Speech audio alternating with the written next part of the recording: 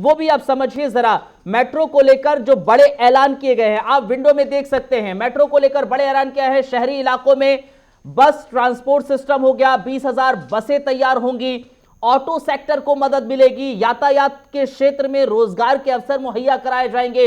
इसके अलावा 27 शहरों में 1016 किलोमीटर मेट्रो पर काम होगा। मेट्रो लाइंस और मेट्रो जो शुरू होंगी, चेन्नई में 180 किलोमीटर लंबा मेट्रो परियोजना का कार्य रहेगा। इसके अलावा अगर देखा जाए, बेंगलुरु में 58 किलोमीटर लंबी मेट्रो लाइन बनेगी। ये अलग अलग चीजें देखने को मिल रही हैं। ये मेट्रो का विस्तार किस तरह से किया जाएगा, मेट्रो का विस्तारीकरण कह सकते हैं। मेट्रो को लेकर चंदन तमाम घोषणाएं की गई हैं, किस तरह से मेट्रो को विस्तार देना है। ने दिखाया किस तरीके से अलग अलग राज्यों के लिए मेट्रो परियोजना का जो है वो धन आवंटित किया गया है। लेकिन एक अहम बात अब्दुल वो ये है कि LIC जिस बात को इंश्योरेंस सेक्टर उसमें जो है विनिवेश जो है सरकार ने 74% तक बढ़ा दिया है। यानी कि जो पिछले साल तक 38% था उसका LIC का जो विनिवेश है वो तमाम इंश्योरेंस सेक्टर्स का वो 74% पहुंच गया। इसके अलावा बात करें तो शिक्षा, इसको लेकर भी कई अहम घोषणाएं की गई है। लेह में सेंट्रल यूनिवर्सिटी खोलने की बात की गई है, 15,000 मॉडल स्कूल्स बनाने की बात कही गई है, राष्ट्रीय भाषा अनुवाद मिशन आयोग की स्थापना की बात कही गई है। और जिस तरीके से वित्तीय घाटे की अगर हम बात करें 2020-21 में 9.5% था, इस बार जो 21-22 में अनुमानित है वो 6.8% वित्तीय घाटा है। इसके अलावा बात करें तो 5 ट्रिलियन इकोनॉमी सरकार की सबसे बड़ी एक महत्वाकांक्षा है, उसको लेकर भी कोरोना के लिए 35,000 करोड़ रुपए स्वास्थ्य के बजट से इतर वो है जो एक तरीके से अनाउंस किए गए। पुरानी कारें, स्क्रैप और इन तमाम चीजों को जो है एक तरीके से डिसइन्वेस्ट किया जाए। डिसइन्वेस्टमेंट पर सरकार ने खासा जोर दिया इस बजट पर। एक और चीज है, डिजिटल जनगणना इस बार पहली दफा होगी, जो ऐलान किया गया है इस बजट में डिजिटल जनगणना को लेकर भी।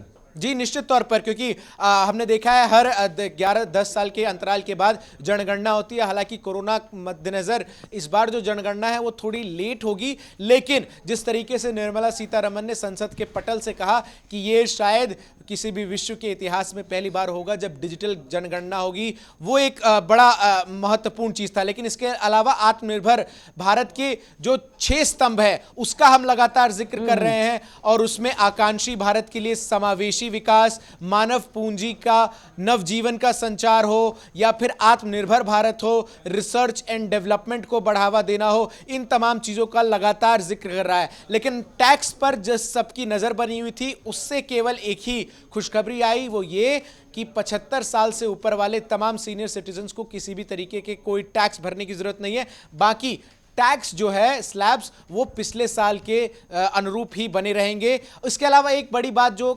और निकलकर सामने आई कि स्टार्टअप 31 मार्च 2022 तक कोई टैक्स लेकिन एक चीज ये रहेगा चंदन की क्या महंगा हो जाएगा, आखिर महंगी क्या चीजें हो जाएंगी जो आम लोगों से जुड़ी हुई हैं। उस लिहाज से अगर देखें, कस्टम ड्यूटी बढ़ा दी जाएगी। कस्टम ड्यूटी बढ़ने से जो बाहर से सामान आएगा, विदेशों से जो सामान आएगा वो महंगा हो जाएगा। उसमें क्या कुछ आ सकता है, क्या कुछ ऐसी चीजें हैं जो हमारे आम लोगों के लिए। निश्चित तौर पर अब्दुल, सरकार आत्मनिर्भर भारत बजट लेकर आई है। ये सरकार की जो पूरी मंशा है वो है कि अब इस देश को उस प्रकार से एक मैन्युफैक्चरिंग हब बना दिया जाए कि हमें बाहर से उत्पाद की जो चीजें हैं वो कम से कम मंगानी पड़े। और इसीलिए जो कस्टम ड्यूटीज है वो बाहर से मोबाइल प्रोडक्ट्स चाहे एक अहम जानकारी हम दे दें जरा चंदन, मोबाइल उपकरण पर कस्टम ड्यूटी बढ़ा दी गई है। मोबाइल उपकरण पर कस्टम ड्यूटी बढ़ा दी गई है तकरीबन 2.5%, यानी कि 2.5% कस्टम बढ़ा दिया गया है, कस्टम ड्यूटी को बढ़ा दिया गया है। कॉपर और स्टील में भी कस्टम दरअसल इसमें घटा दिया गया है। कॉपर और स्टील की अगर बात की जाए, सोना चांदी में भी कस्टम ड्यूटी को घटा दिया गया है। सोने और चांदी में कस्टम ड्यूटी को घटाया गया, लेकिन मोबाइल उपकरण की बात की जाए, और यह सब 1 अक्टूबर से नई कस्टम नीति लागू हो जाएगी। 1 अक्टूबर का जिक्र करें तो नई कस्टम नीति लागू हो जाएगी। चंदन, आत्मनिर्भर भारत की भी बात कर ले तो जिस तरीके से भारत ने इंटरनेशनल सोलर अलायंस जो सौर ऊर्जा के लिए एक संस्थान की स्थापना की थी,